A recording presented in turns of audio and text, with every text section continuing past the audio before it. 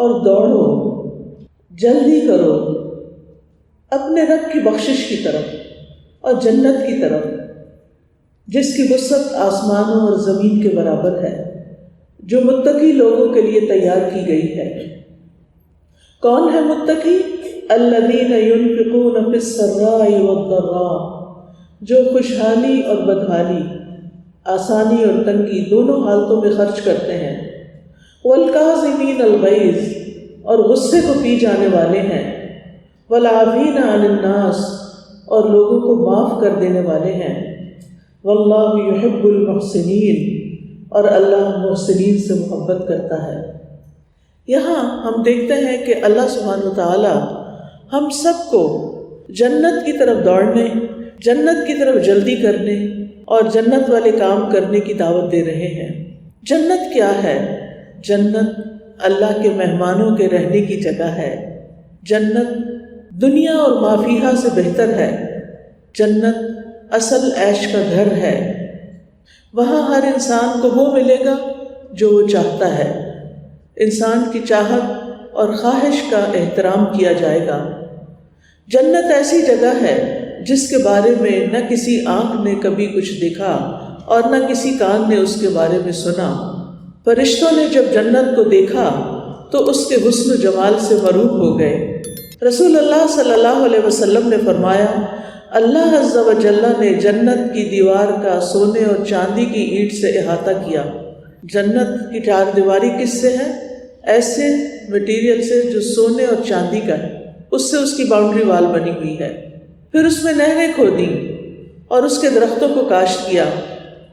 جب فرشتوں نے اس کے حسن و جمال کی طرف دیکھا تو کہا، طوبیٰ لکی منازل الملوک، اے جنت تو کتنی خوش نصیب ہے، تو بادشاہوں کی منزل ہے، یعنی اللہ کے فرما بردار بندوں کی منزل ہے۔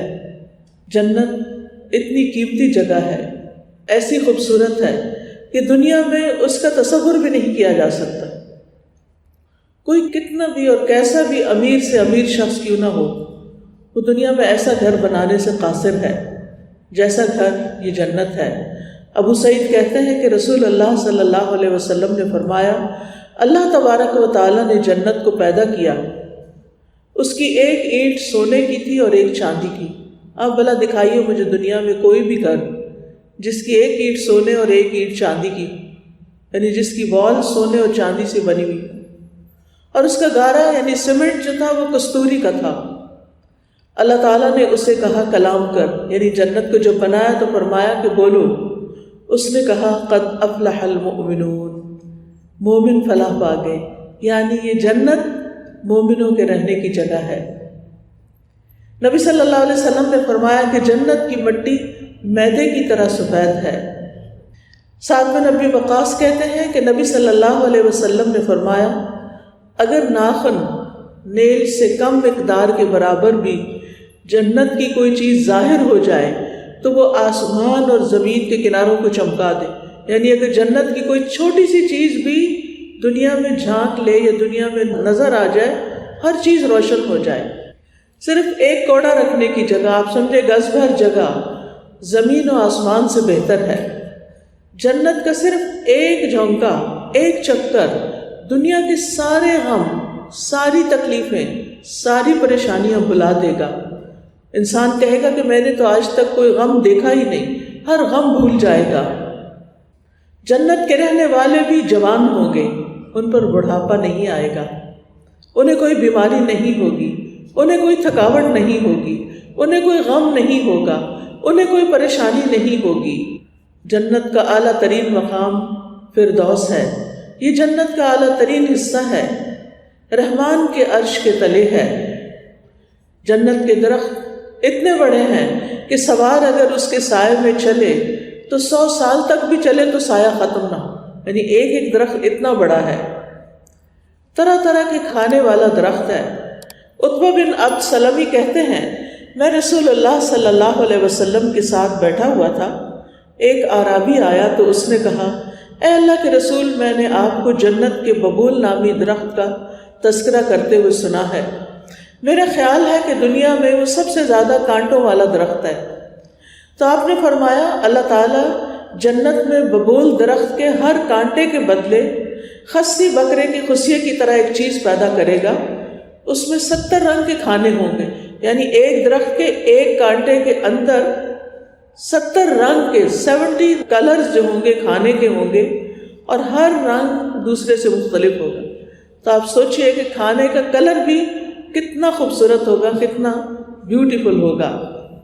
جنت کے رہنے والے گھنے سایوں تلے تکیے لگا کر بیٹھے ہوں گے، بے شمار طرح کے پھل ہوں گے، لکم فیہا فاکہۃ کثیرۃ منہا تأکلون، ایسے پھل ہوں گے جو وہ خود پک کریں گے، خود چوز کریں گے، وفاکہۃ مما یتخیرون، وہ کبھی ختم نہ ہونے والے پھل ہوں گے، وفاکہۃ کثیرہ لا مقطوعۃ ولا ممنوعہ، وہاں نہریں بہہ رہی ہوں گی، دریا اور سمندر ہوں گے، خوشبودار پہاڑوں سے نہریں بہیں گی کہ جب پانی آئے گا تو ساتھ خوشبو بھی آ رہی ہوگی، نہریں زمین کی سطح پر ہوں گی اور ان کے اندر بلند و بالا گھر ہوں گے، اونچی نشستیں ہوں گی، بیٹھنے کی جگہ اونچی ہوں گی، سونے اور جواہرات سے بنے ہوئے تخت ہوں گے، خوبصورت بستر ہوں گے، ریشم کا لباس ہوگا، سونے اور موتی کے کنگن پہنائے جائیں گے، سونے کے اور چاندی کے برتن ہوں گے، طرح طرح کے مشروبات ہوں گے، پاکیزہ اور لذیذ مشروب، وسقاہم ربہم شرابا طہورا، اور ان کا رب انہیں پاکیزہ شراب پلائے گا، پاکیزہ بیویاں ہوں گی، وَلَهُمْ فِيهَا أَزْوَاجٌ مُطَهَّرَةٌ، جوان اور پرتیلے خادم ہوں گے، وَيَطُوفُ عَلَيْهِمْ وِلْدَانٌ مُخَلَّدُونَ إِذَا رَأَيْتَهُمْ حَسِبْتَهُمْ لُؤْلُؤًا مَنثُورًا، اور ان کی خدمت کے لیے ایسے لڑکے دوڑتے پھر رہے ہوں گے جو ہمیشہ لڑکے ہی رہیں گے، جب تم انہیں دیکھو گے تو سمجھو کہ وہ بکھرے ہوئے موتی ہیں۔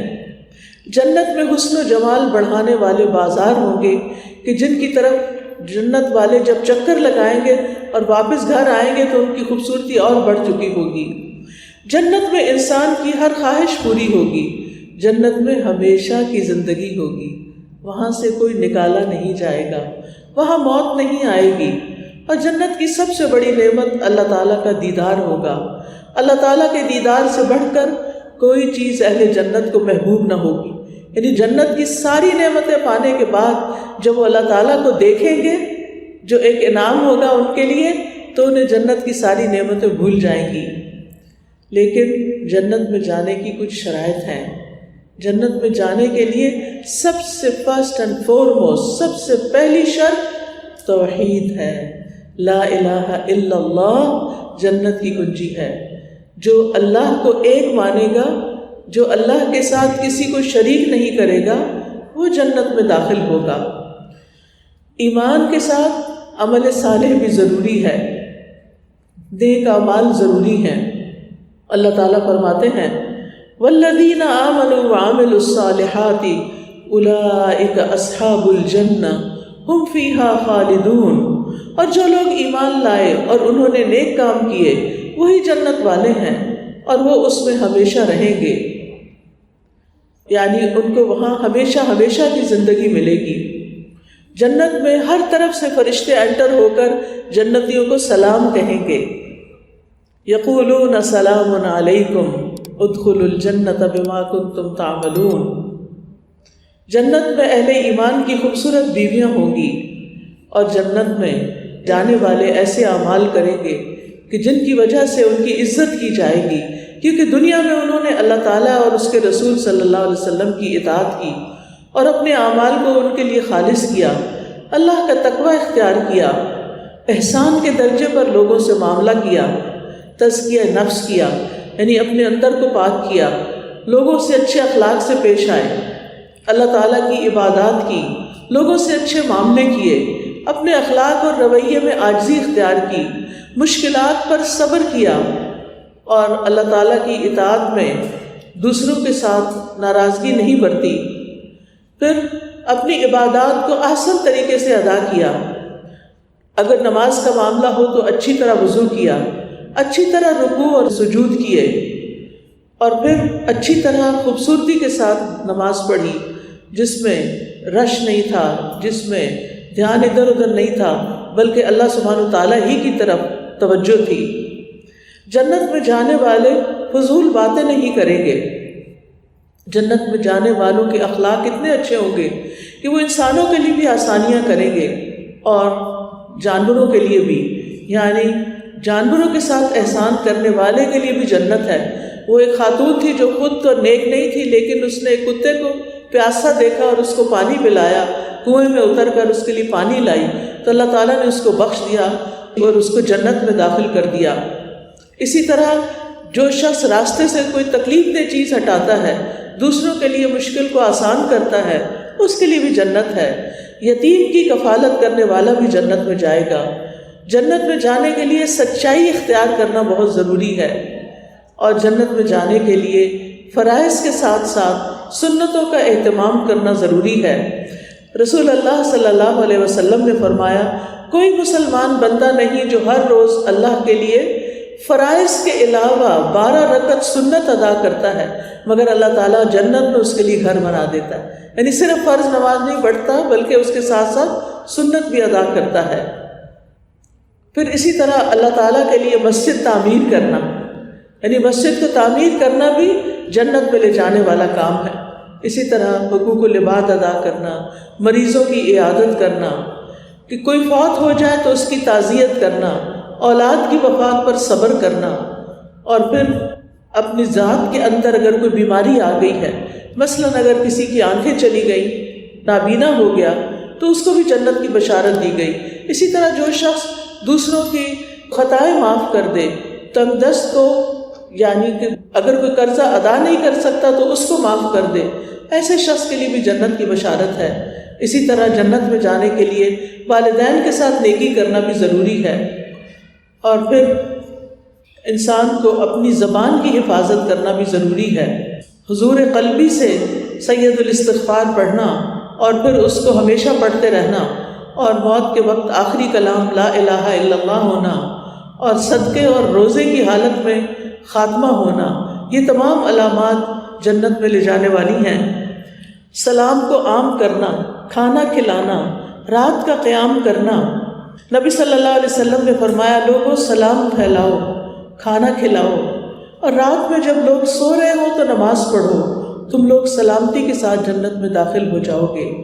اسی طرح کچھ بری عادتوں کو بھی چھوڑنا ہوگا، جیسے تکبر، خیانت اور دوسروں کے اس پر لعن طعن کرنا یا ملامت کرنا۔ اس کے ساتھ ساتھ جنت کی دعائیں بھی کرنی چاہیے، اچھا اخلاق اپنانا چاہیے، جھوٹ اور جھگڑے کو ترک کر دینا چاہیے۔ رسول اللہ صلی اللہ علیہ وسلم نے فرمایا، میں ذمہ دار ہوں ایک محل کا جنت کے ایک کنارے پر، اس شخص کے لیے جو جھگڑا چھوڑ دے اگرچہ حق پر ہو، اور ایک محل کا جنت کے درمیان اس شخص کے لیے جو جھوٹ کو چھوڑ دے اگرچہ مذاق میں ہی کیوں نہ ہو، اور جنت کی اعلیٰ منزلوں کا اس شخص کے لیے جو اپنے اخلاق اچھے بنا لے، عمدہ اخلاق رکھتا ہو۔ اور اس کے لیے کیا ضروری ہے عمدہ اخلاق کے لیے، جو یہاں پر بیان کیا گیا ہے۔ میں آیات کی طرف آتی ہوں، اور ان آیات میں جو بہترین ٹریٹس بتائے گئے ہیں، خصوصیات بتائی گئی ہیں، وہ کیا ہیں؟ اللہ تعالیٰ فرماتے ہیں، وَسَارِعُوا إِلَىٰ مَغْفِرَةٍ مِّن رَّبِّكُمْ وَجَنَّةٍ أَرْضُهَا السَّمَاوَاتُ وَالْأَرْضُ أُعِدَّتْ لِلْمُتَّقِينَ، دوڑو اس اللہ کی بخشش کی طرف اور جنت کی طرف جس کی وسعت آسمان و زمین کے برابر ہے۔ عزیز بہنوں، آپ دیکھیں کہ ہم میں سے ہر ایک کو، خصوصاً خواتین کو، بڑے گھر کی خواہش ہوتی ہے کہ ہمارا گھر بڑا ہو، جتنا بھی اچھا گھر ہو اس سے اچھے کی تمنا رہتی۔ یہ ہماری ایک ویکنیس ہے، لیکن دنیا میں زیادہ سے زیادہ بڑا گھر کتنا ہم لے سکتے ہیں، اور جتنا بڑا گھر ہوتا ہے اتنی ہی زیادہ اس کی مینٹیننس چاہیے، اس کی صفائی چاہیے، اس کو ڈیکوریٹ کرنے کے لیے اتنے ہی پیسے چاہیے، اس کی ٹوٹ پھوٹ کے لیے، اس کی مینٹیننس کے لیے اتنی ہی ایفرٹ لگانی پڑتی ہے۔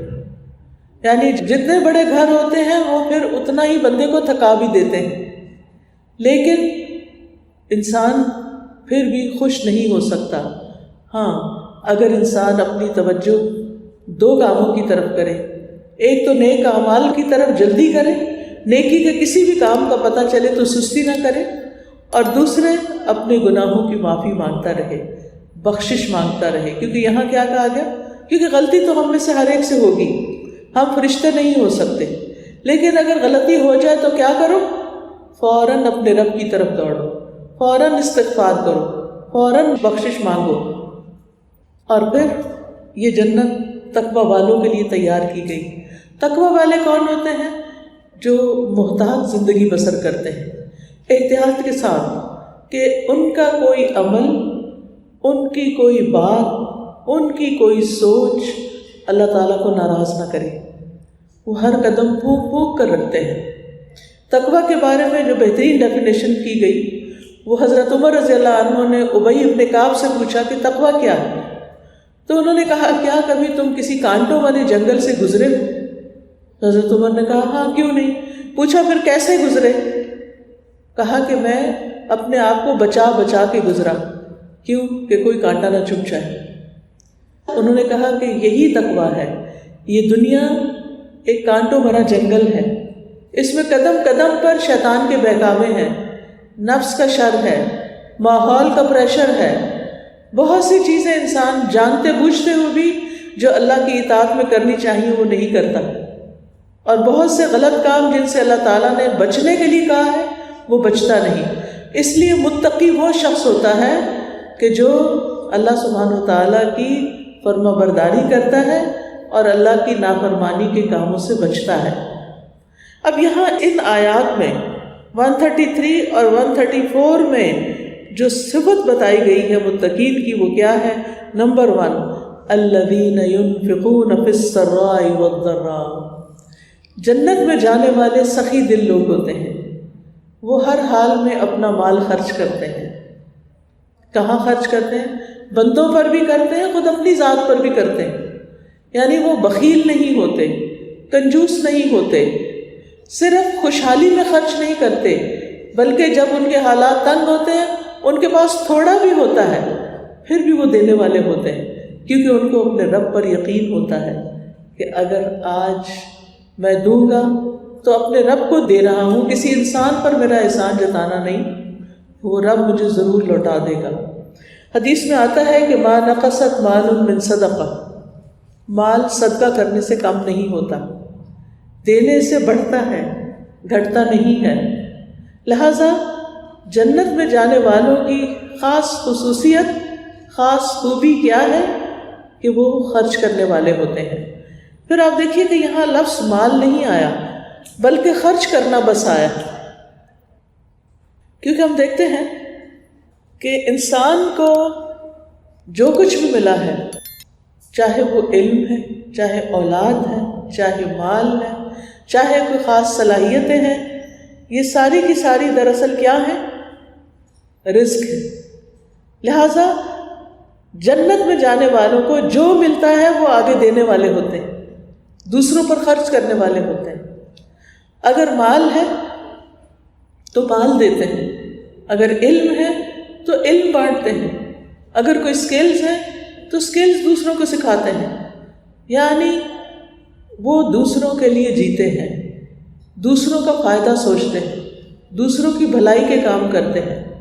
وہ صرف اپنا فائدہ نہیں دیکھتے، صرف اپنے لیے نہیں جیتے بلکہ لوگوں کے لیے جیتے ہیں، خود تکلیف اٹھا کر دوسروں کو آرام پہنچاتے ہیں. اور الحمدللہ ہم سب یہ کام کرتے ہیں. کتنی ہی مائیں ایسی ہیں جنہوں نے اپنے بچوں کی پرورش میں راتیں جاگی، خود تکلیف اٹھا کر، بعض اوقات خود بھوکا رہ کر ان کو کھلایا.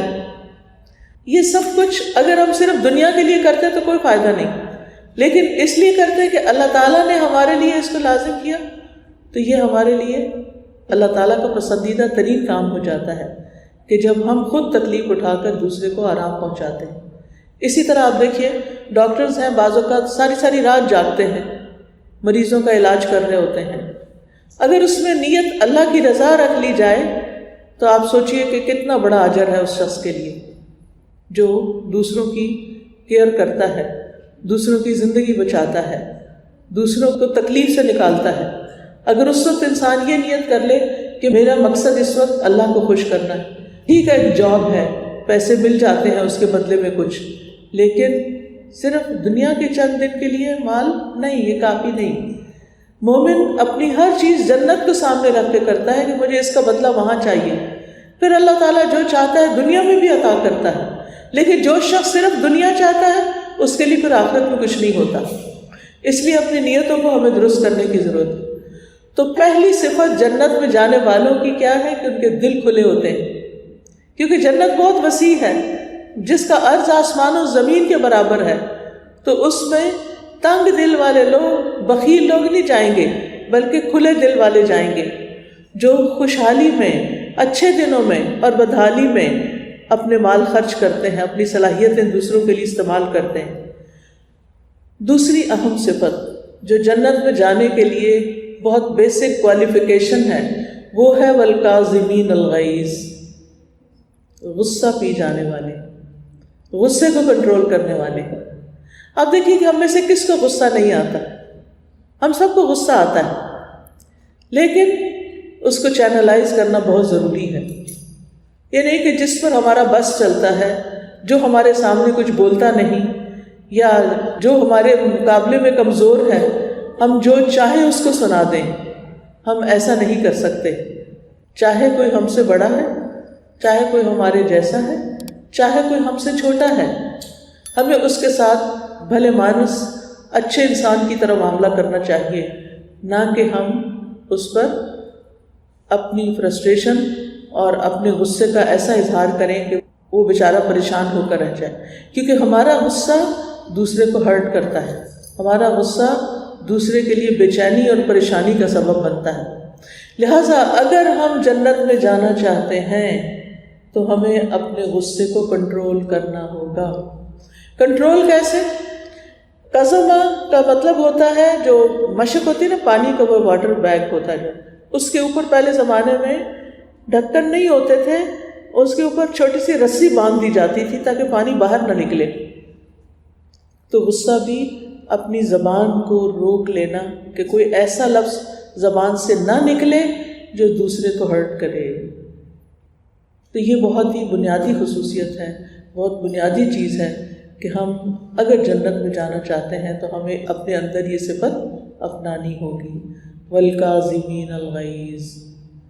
اور تیسری چیز والعافین عن الناس، لوگوں کو معاف کرنے والے، لوگوں سے درگزر کرنے والے، لوگوں کی غلطیوں کو معاف کرنے والے. لہٰذا یہ بہت ضروری ہے کہ ہم لوگوں کے ساتھ احسان کا معاملہ کریں. اب دیکھیں، کیا ہم سے کبھی کوئی غلطی نہیں؟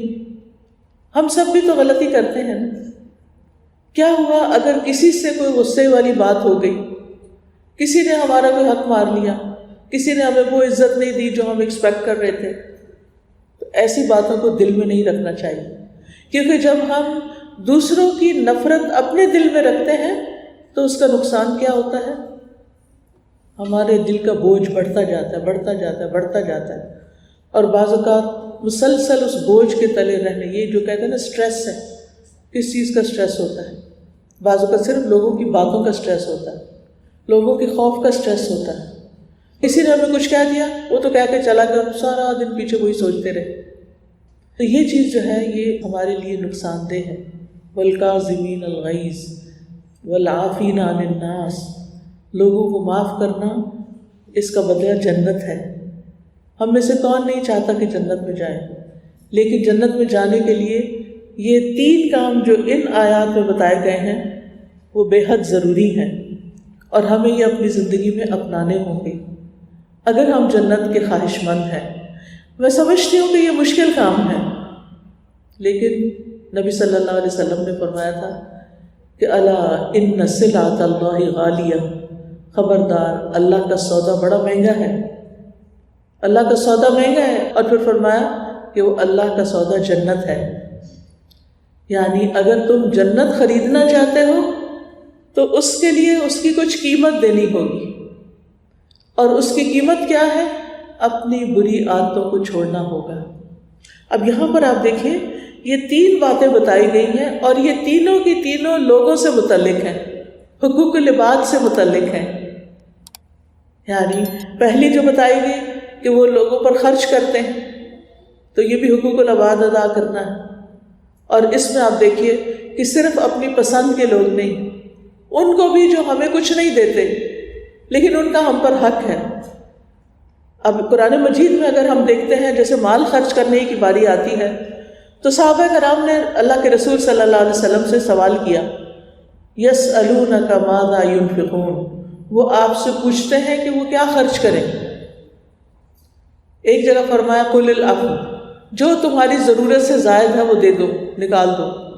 اور جب ہم نکالتے ہیں نا، بظاہر ایسا لگتا ہے کہ ہمارے بیگ سے نکل کے کہیں جا رہا ہے، لیکن وہ کسی اور انسان کے بیگ میں نہیں جا رہا ہوتا، وہ اللہ کے خزانوں میں جمع ہو رہا ہوتا ہے، وہ آخرت کے بینک میں جمع ہو رہا ہوتا ہے. اور جب کل اللہ کے حضور ہم حاضر ہوں گے تو وہ کئی گنا بڑھ چکا ہوگا، اس کا پروفٹ تو انلمیٹڈ ہوگا. جو لوگ اللہ کے راستے میں مال خرچ کرتے ہیں ان کی مثال قرآن مجید میں دی گئی کہ وہ ایک دانے کی طرح، جیسے ایک دانہ زمین میں ڈالا جائے اور اس سے 7 کونپلیں نکلیں اور ہر کونپل میں 100 دانہ ہو اور ایک دانہ 700 بن جائے. یہ آپ گندم اگاتے ہیں یا مکئی اگاتے ہیں تو آپ نے دیکھا ہوگا کہ ایک دانے سے کتنا کچھ نکل آتا ہے، کتنا ملٹی پلائی وہ ہو جاتا ہے.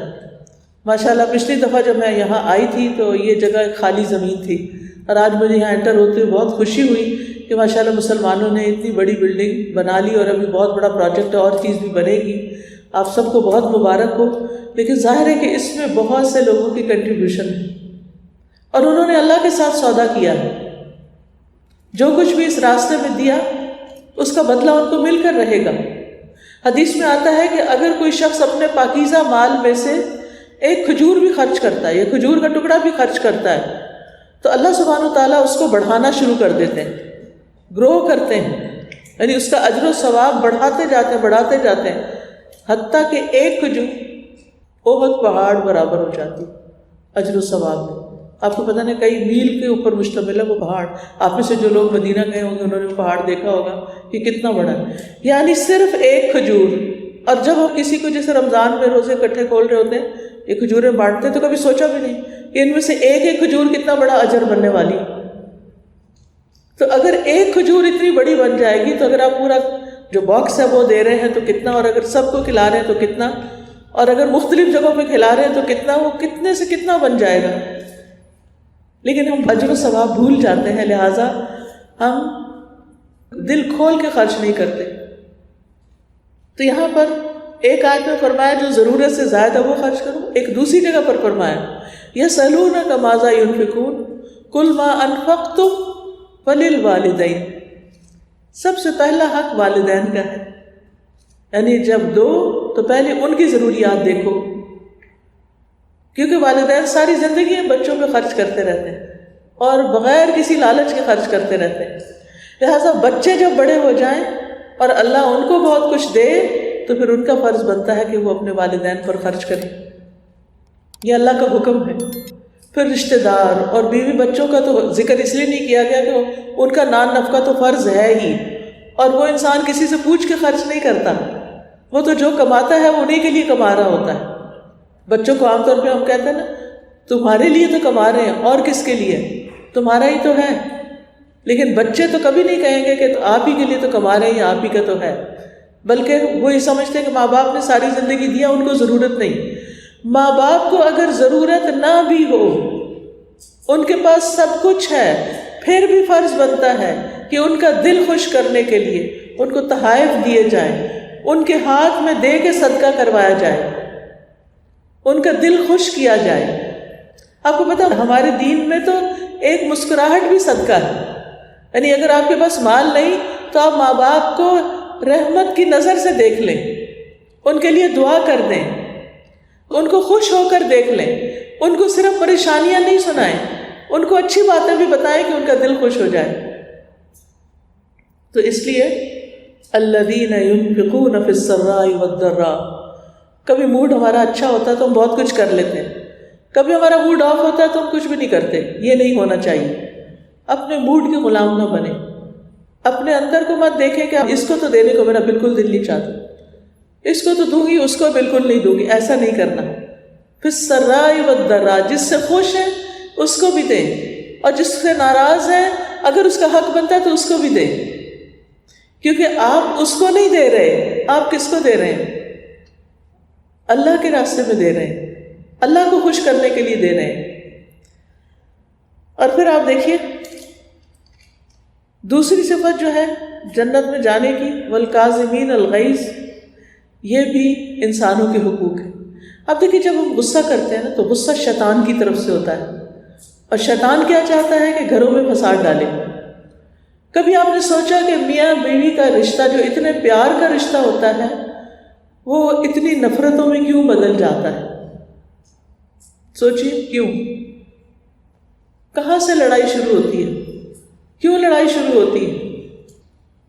جب ہم زبان پہ قابو نہیں رکھتے، جب ہمارے ایموشنز ہائی ہو جاتے ہیں، جب ہم غصہ کر لیتے ہیں، جب ہم غصے سے دو بول بول دیتے ہیں، تو پھر دوسرا انسان بھی تو انسان ہے۔ اور خاص طور پر مردوں کے اندر اللہ تعالیٰ نے کچھ الگ صفات رکھی ہیں، جیسے ان کو رسپیکٹ بہت چاہیے ہوتی ہے۔ جو خواتین یہ راز نہیں سمجھتی، یعنی شوہر کو رسپیکٹ نہیں دیتی، یعنی بعض اوقات ہم خدمت بھی کرتے ہیں، ہم کھلاتے ہیں پلاتے ہیں، ان کے سارے کام کرتے ہیں، لیکن رسپیکٹ نہیں دیتے، تو آپ دیکھیے کہ تعلقات اچھے نہیں ہو سکتے۔ آپ کی خدمت اپنی جگہ، آپ کی خوبیاں کوالٹیز اپنی جگہ، لیکن اگر آپ بے شک بہت زیادہ ان کے لیے کچھ نہ بھی کر سکیں، لیکن آپ ان کو رسپیکٹ دیں، کیئر اور لو دیں، تو آپ دیکھیے کہ وہ کتنا خوش ہو کر اور کتنے اچھے طریقے سے آپ سے معاملہ کریں گے۔ And it's never too late کہ آپ کہیں کہ اب تک تو میں نے ایسا نہیں کیا، اب میں کہاں سے شروع کریں؟ آج سے شروع کریں۔ اور اگر ان کی کوئی چیز اچھی نہیں لگتی، کوئی بات اچھی نہیں لگتی، تو فوری ریاکشن نہ کریں، فوری جواب نہ دیں، اور فوری اپنی ناپسندیدگی کا اظہار نہ کریں۔ تھوڑی دیر خاموش ہو جائیں، تھوڑی دیر چپ ہو کے سن لیں، اور پھر جو آپ کا اوپینین ہے یا جو آپ کہنا چاہتے ہیں وہ کسی اور وقت میں پھر کہیں کہ آپ نے اس وقت یہ بات کہی تھی نا، مجھے اچھی نہیں لگی، کیونکہ یہ بات ایسے نہیں ایسے ہے، تو اس سے معاملات آسان ہو جائیں گے۔ آپ دیکھیے کہ مسلم سوسائٹی کے اندر بھی، مسلم کمیونٹی کے اندر بھی طلاق کا ریشو کتنا زیادہ ہو گیا ہے۔ اس کی بنیادی وجہ کیا ہے؟ اس کی بنیادی وجہ ایک دوسرے کو برداشت نہ کرنا ہے اور ایک دوسرے کو معاف نہ کرنا ہے۔ اگر کسی سے کوئی غلطی ہو گئی، کوئی کوتاہی ہو گئی، کیونکہ دو مختلف لوگ ہوتے ہیں نا جو شادی کے بندھن میں باندھے جاتے ہیں، دونوں کی اپ برنگنگ ڈفرینٹ ماحول میں ہوتی ہے، تو ان کو آپس میں ایک دوسرے کے ساتھ جیل ہونے میں ٹائم لگتا ہے۔ شادی کی بنیاد صرف محبت نہیں ہوتی، صرف جذبات نہیں ہوتی، جذبات تو بہت جلد ختم ہو جاتے ہیں۔ پھر کیا چیز اس بانڈنگ کو مضبوط رکھتی ہے؟ آپ کا اچھا اخلاق، آپ کا حسن سلوک، آپ کا شوہر کو رسپیکٹ دینا، اور اس کے برعکس عورت کو محبت چاہیے ہوتی ہے۔ جو مرد حضرات یہ بات سمجھ جاتے ہیں کہ عورت کو محبت اور توجہ اور پیار دے کر اس کا دل جیتا جا سکتا ہے، ان کے گھر خوشحال رہتے ہیں۔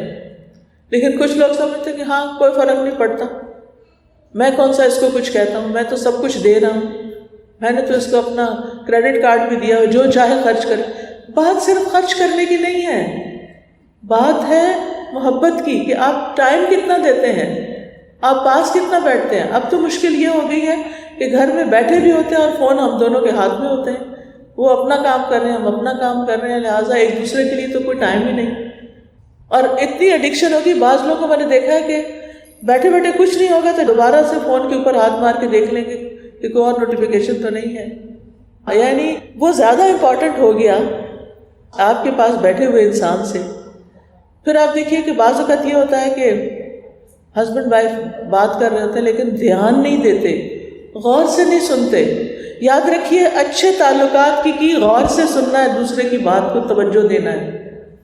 جب توجہ دیں گے تو دوسرے کا نقطہ نظر سمجھ بھی آئے گا، جب سمجھ آئے گی بات تو پھر ہم اس کو اس کے مطابق جواب دیں گے، ورنہ دونوں ایک دوسرے کے ساتھ چلنے کی بجائے ایک دوسرے سے انڈیفرنٹ ہوتے ہیں۔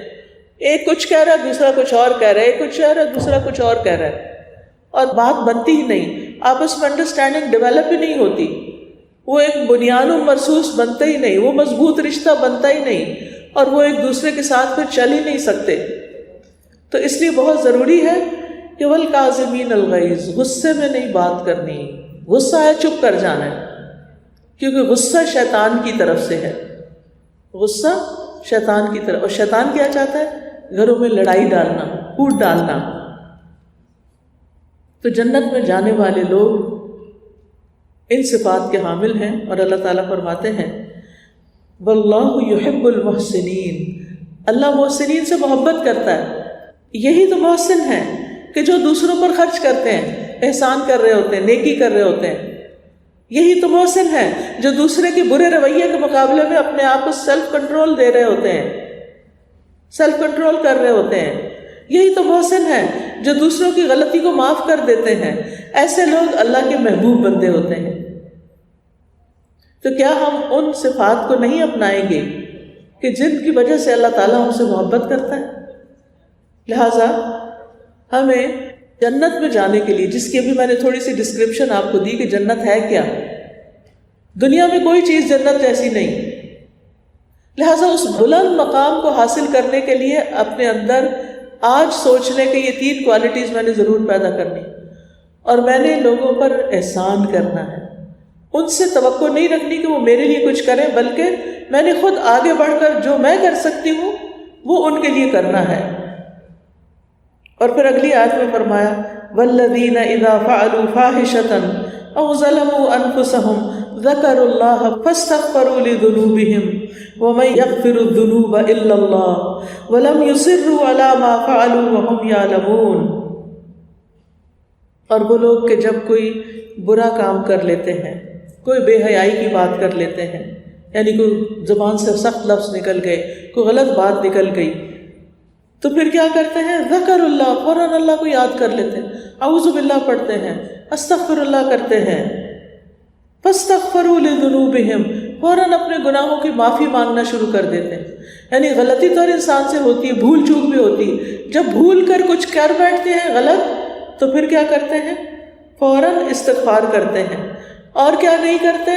اور اپنے کیے پر اصرار نہیں کرتے، اپنی غلطی پہ ڈٹ نہیں جاتے، اپنی غلطی پر ڈھیٹ نہیں ہوتے، بلکہ سوری جلدی کرتے ہیں، فوراً معافی مانگ لیتے ہیں، معاملے کو طول نہیں دیتے۔ وہم یعلمون، اور وہ جانتے ہیں۔ تو پھر فرمایا اولئک جزاؤہم مغفرۃ من ربہم، ایسے لوگوں کا بدلہ ان کے رب کی طرف سے بخشش کی صورت میں، یعنی ایسے لوگوں کے گناہ بخش دیے جائیں گے، معاف کر دیے جائیں گے۔ وجنات، اور ایسے باغوں میں داخل کیے جائیں گے، تجری من تحتها الانہار، جن کے نیچے نہریں بہ رہی ہوں گی، خالدین فیہا، جس میں وہ ہمیشہ رہیں گے، کوئی ان کو وہاں سے نکالے گا نہیں۔ دنیا میں آپ دیکھیں کہ انسان کسی بھی جگہ پر پرماننٹلی نہیں رہ سکتا۔ جب سے آپ پیدا ہوئے ہیں آپ اسی گھر میں نہیں رہ رہے، آپ میں سے ہر ایک نے موو کیا ہے، کبھی ایک گھر سے دوسرے گھر، کبھی ایک شہر سے دوسرے شہر، کبھی ایک ملک سے دوسرے ملک، اور پھر اس ملک کے اندر بھی رہتے ہوئے کبھی ایک گھر میں کبھی دوسرے میں، رینٹ پہ ہو تو کوئی پتہ نہیں کس وقت چھوڑنا پڑ جائے۔ یہ ہے دنیا کے گھروں کا حال جن کے لیے ہم جیتے اور جن سے بڑی محبت کرتے ہیں۔ ہماری محبت ان دنیا کے گھروں سے اٹھ کر جنت کے گھر کی طرف ہونی چاہیے۔ وہاں بھی اللہ نے ہر ایک کو لینڈ دے رکھی ہے اور اس کو کلٹیویٹ خود ہی کرنا ہے اچھے اچھے کاموں کے ذریعے۔ لہٰذا بہت ضروری ہے کہ ہم ایک طرف اپنے گناہوں کی معافی مانگیں اور دوسری طرف اس جنت کی طلبگار ہوں کہ جس میں ہمیشہ رہنا ہے۔ اور فرمایا وَنِعْمَ أَجْرُ الْعَامِلِينَ، اور عمل کرنے والوں کا اجر کتنا اچھا ہے، یعنی عمل کرنے والوں کا بدلہ جنت ہے، اور جنت والے کتنے خوش نصیب ہیں، کیونکہ ان لوگوں کو وہ کی ہاتھ آ گئی کہ جس سے جنت کھلتی ہے، اور وہ ہے اپنے رب کو راضی کرنا، اس پر ایمان لانا، اس کی پسند کے کام کرنا۔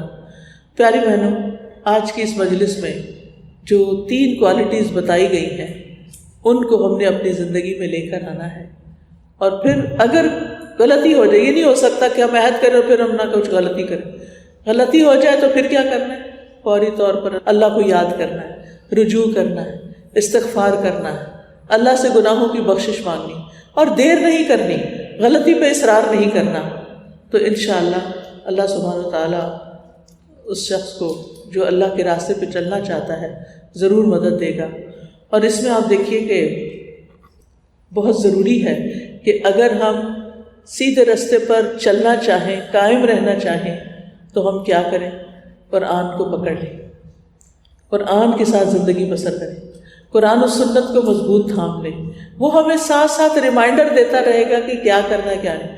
آپ میں سے جتنے لوگ بھی قرآن پڑھے ہوئے ہیں، چاہے ناظرہ چاہے ترجمے کے ساتھ، آپ سب نے یہ دیکھا ہوگا کہ قرآن مجید میں ساتھ ساتھ تعلیمات ملتی ہیں، اور یہ باتیں بھی آپ کو معلوم ہوں گی، لیکن آج ہم نے دوبارہ پڑھی ہیں تو ہمیں پھر سے تازہ ہو گئی کہ اچھا یہ 3 کام ہم نے کرنے، اور اگر غلطی ہو تو واپس اللہ کی طرف لوٹنا ہے۔ تو پیاری بہنوں، آخر میں یہی کہوں گی کہ آپ قرآن سمجھ کر پڑھنا شروع کریں، اپنی ڈیلی روٹین میں شامل کریں، اپنی زندگی میں نبی صلی اللہ علیہ وسلم کی جو احادیث ہیں ان سے مدد لیں۔ نبی صلی اللہ علیہ وسلم نے فرمایا قرآن مجید سفارش کرے گا، یعنی قیامت کے دن، اور اس کی سفارش مانی جائے گی۔ یعنی جو لوگ دنیا میں قرآن کو امپورٹنس دیتے ہیں، قرآن سے محبت کرتے ہیں، قرآن کی آمد کے دن ان کے حق میں سفارش کرے گا کہ اس کو چھوڑ دیا جائے، اس کو معاف کر دیا جائے۔ یہ اپنے پڑھنے والوں کے حق میں بحث کرے گا، یعنی قرآن بولے گا اور کہے گا کہ یہ تو مجھے پڑھتے رہتے تھے، وہ ان کو بچائے گا اور اس کی بات مانی جائے گی۔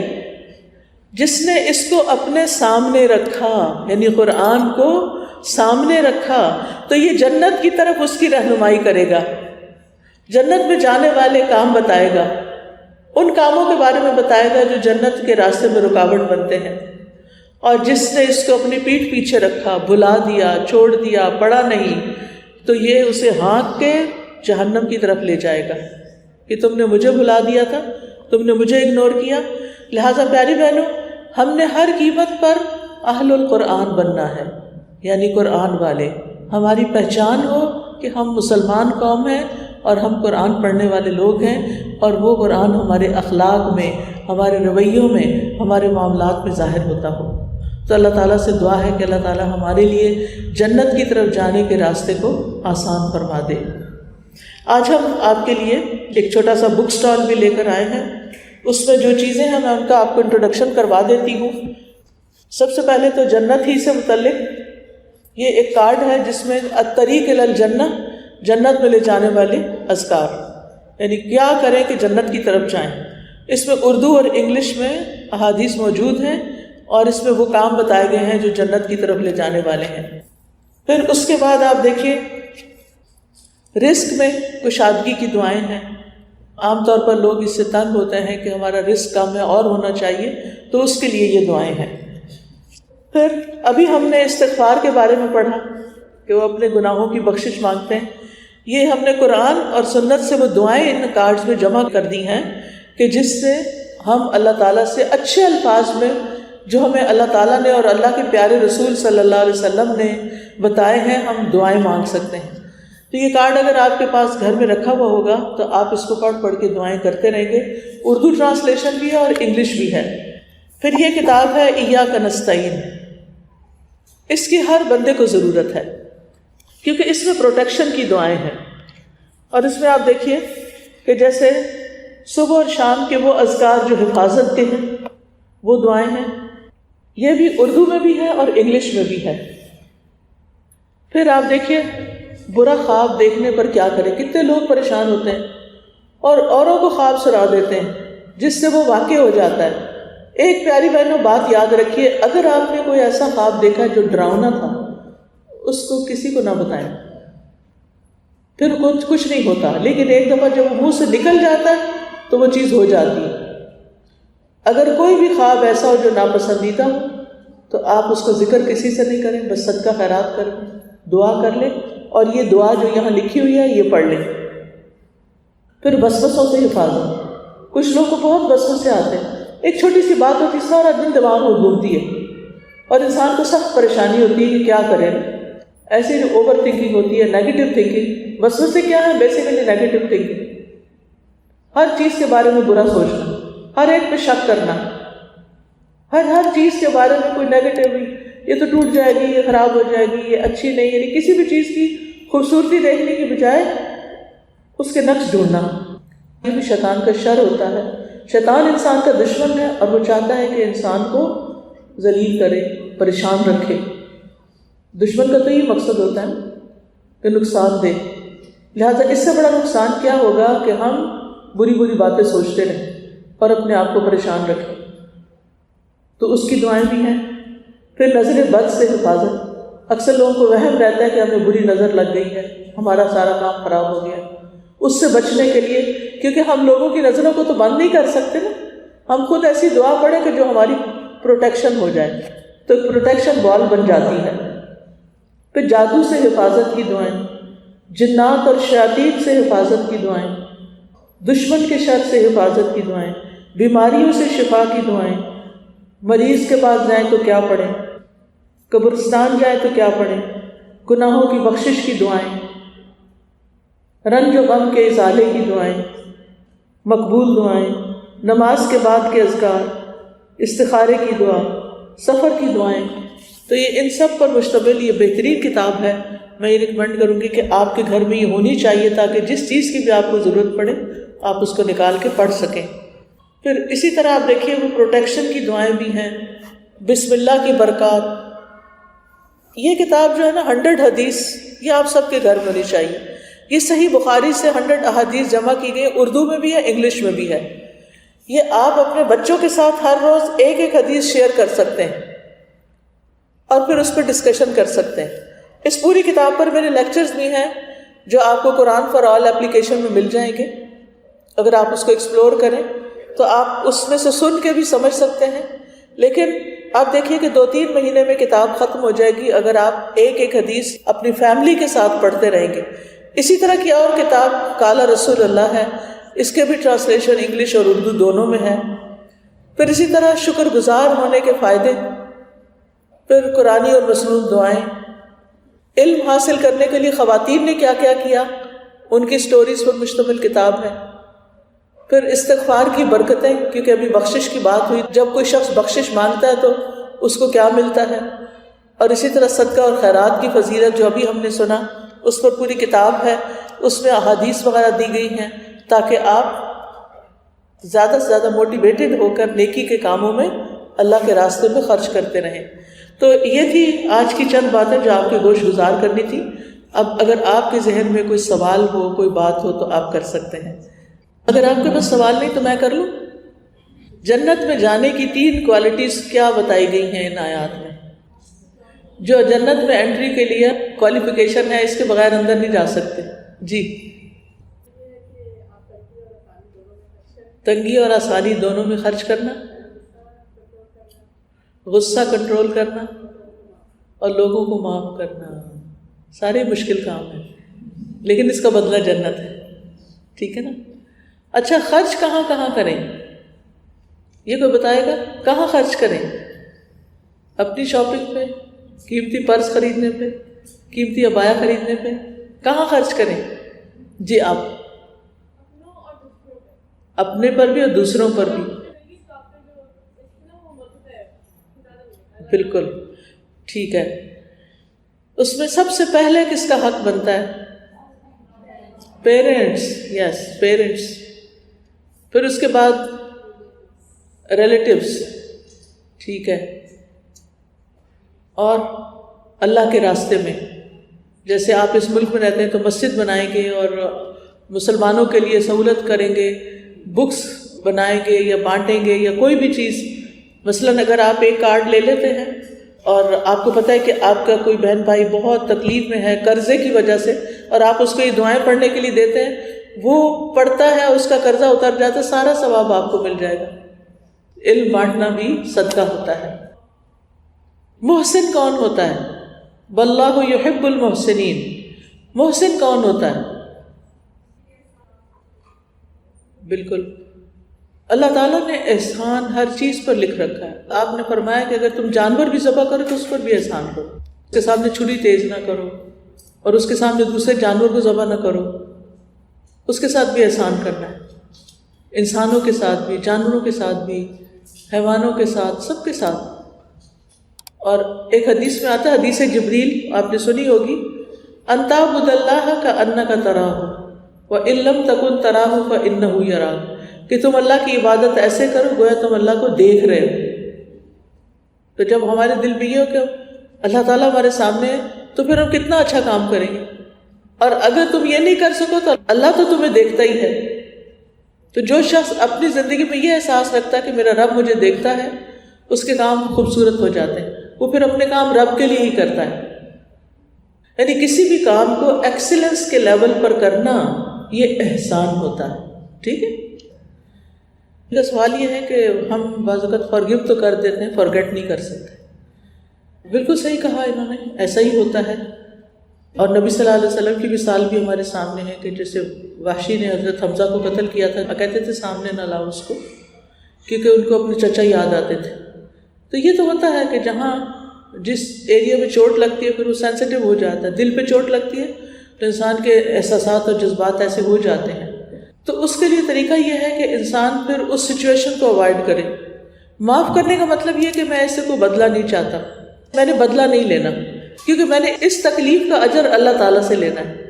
لیکن اٹس ویری ہیومن اور بہت نیچرل ہے کہ ہمیں وہ بات یاد آئے، مگر پھر بھی کوشش یہ کرنی چاہیے کہ اپنے آپ کو اس سوچ سے ہٹائیں، کیونکہ یہ نہیں ملتا کہ نبی صلی اللہ علیہ وسلم پھر ہر وقت یہی سوچتے رہتے تھے. اوور تھنکنگ سے پرہیز کریں، اپنے آپ کو کسی پازیٹیو تعمیری کام میں لگائیں تاکہ آپ کو جو برے انسیڈنٹس ہیں وہ ہر وقت ہانٹ نہ کریں اور آپ کی صلاحیتوں کو ختم نہ کریں. ٹھیک ہے. تو ہوتا یہ ہے کہ جیسے آگ ہے نا، آگ پہ پانی ڈالیں تو آگ بجھ جاتی. قرآن جو ہے اس کی مثال وحی کی، پانی کی اور بارش کی طرح رکھی گئی. قرآن دلوں کو ہیل کرتا ہے. جب آپ اچھے یعنی قرآن کو سمجھ کے پڑھنا شروع کر دیتے ہیں، قرآن کی اچھی تلاوت کرنا شروع کر دیتے ہیں، تو وہ آپ کے اندر کو دھونا شروع کر دیتا ہے. وہ ایسے ہی ہے جیسے ایک زمین پر بارش برسے تو صاف ستھری ہو جاتی. تو اس لیے اچھی کتابیں پڑھیں، اچھے لوگوں میں بیٹھیں، اچھے چیریٹی کے کام کریں، تاکہ جن لوگوں نے آپ کی زندگی میں کوئی زہر گھولا ہے وہ ختم ہو جائے. جی انہوں نے بہت اچھی بات کی کہ جنت میں جانے کے لیے فرسٹ اینڈ فارموسٹ کوالٹی توحید ہے، لا الہ الا اللہ ہے. اور توحید کو اپنانے کے لیے سب سے فرسٹ اینڈ فارموسٹ چیز علم حاصل کرنا ہے، کیونکہ قرآن مجید میں آتا ہے فَاعْلَمْ أَنَّهُ لَا إِلَٰهَ إِلَّا هُوَ. اس بات کا علم حاصل کرو، جان لو کہ اللہ کے سوا کوئی الہ نہیں. تو ہمیں اس کے بارے میں پڑھنا چاہیے، جاننا چاہیے. پھر یقین ہے، ٹھیک ہے، کہ ہمیں اس پر یقین بھی کرنا چاہیے. پھر اطاعت ہے کہ جو کچھ اس کا تقاضا اس کے آگے جھک بھی جانا چاہیے. جی یہاں ایک لا الہ الا اللہ کا کارڈ بھی ہے. اگر کچھ اور ہے نہیں تو ہم دعا کر لیتے ہیں اور پھر آپ آپس میں میل ملاقات کر لیں. ٹھیک ہے انشاءاللہ. اللہ جتنی بھی بہنیں یہاں آئی ہیں ان سب کا آنا قبول فرما، ان کی تمام حاجات پوری فرما، ان کی تمام مشکلات آسان کر دے، ان کے بچوں کو ایمان اور تقوی نصیب کر دے. اللہ ان کے گھروں میں خیر اور برکت پیدا کر دے. اللہ ہمیں دین کا بہترین مددگار بنا. اللہ ہمیں دین کو سیکھنے والا، سکھانے والا، پھیلانے والا بنا. اللہ ہمیں مرتے دم تک تقوی عطا کر دینا، اپنی اطاعت پر قائم رکھنا. اللہ سب بیماروں کو صحت دے، سب مالی مشکلات میں پھنسے لوگوں کی مشکل دور کر دے. اللہ جن جن لوگوں کے دلوں میں جو بھی تمنائیں خواہشات ہیں اللہ ان کو پورا کر دے. اللہ دکھی لوگوں کے دکھ دور کر دے. اللہ مشکل میں پھنسے لوگوں کی مشکل آسان کر دے. اللہ جنہوں نے اس مجلس کا اہتمام کیا ہے، اپنا وقت جان مال لگایا، ان سب کو بہترین جزائے خیر عطا کر دے. ربنا تقبل منا انک انت السمیع العلیم وتب علینا انک انت التواب الرحیم. وصلی اللہ تعالی علی خیر خلقہ محمد وعلی آلہ واصحابہ واہل بیتہ اجمعین برحمتک یا ارحم الراحمین. السلام علیکم ورحمۃ اللہ وبرکاتہ.